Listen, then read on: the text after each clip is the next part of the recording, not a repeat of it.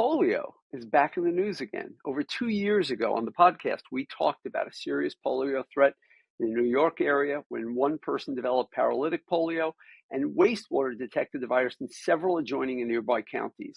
Less than 1% of all infections with polio virus result in paralytic polio. So when we see wastewater evidence of polio, we know people are being infected, but generally only when we see actual clinical poliomyelitis, paralytic polio, do we know precisely who was infected.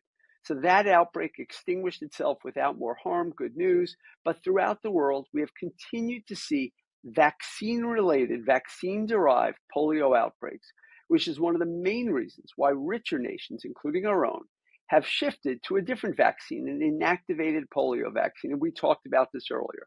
But these vaccines can only be very effective at extremely high uptake rates and when polio is nearly eradicated. And I'll refer our listeners back to episode 45 to understand more of that nuance. But in brief, oral polio vaccine, that's the one that Harlan and I took, but for which the country now does not take, but the rest of the world does. That is the vaccine of choice for the Global Polio Eradication Initiative because it provides superior mucosal immunity, that's in our GI tract, against subsequent infection and spread of the wild polio virus. It spreads from vaccinees, those who have been vaccinated, to close contacts, and thus immunizes some individuals that were not reached by the vaccination program. It can be rapidly administered by volunteers in the form of little oral drops, and it's relatively affordable by an order of like 10 to 1. But today, I'm not talking about a vaccine-derived polio outbreak. And for those that may be interested, there was an outbreak in the Gaza Strip recently, and I did a TikTok, which we can link on our show notes today about that one. But for the first time in several years, we have a worsening outbreak of wild type, the original polio, in Pakistan.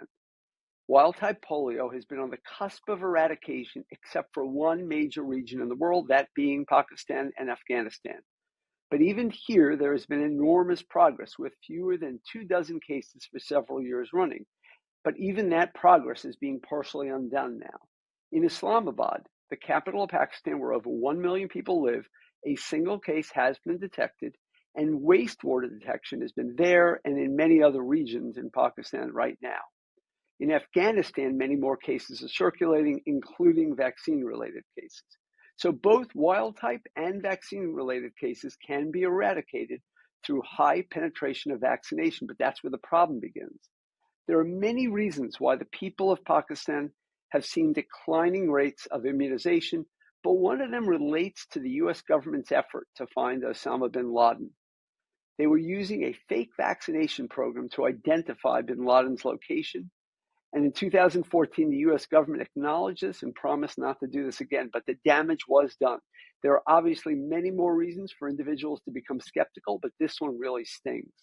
And this week, as if to make matters worse, the Taliban, the de facto ruling entity of Afghanistan, banned most of their polio vaccination programs.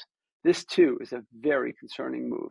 If we're going to have successful vaccination programs, whether we're talking about the U.S., Pakistan, or Afghanistan, we need to make certain that politics are minimized and the public's questions are answered early and often. So for the moment, Pakistan is engaging in a truly massive vaccination campaign as the rest of the world watches and hopes for a quick reversal to the current outbreak. But Afghanistan has paused in many efforts with worsening data as well. So we can eradicate polio. We really have the means to do this, but it requires global cooperation. And not one nation, not a few nations, but all nations have to decide they're going to make this work together if we're going to be successful.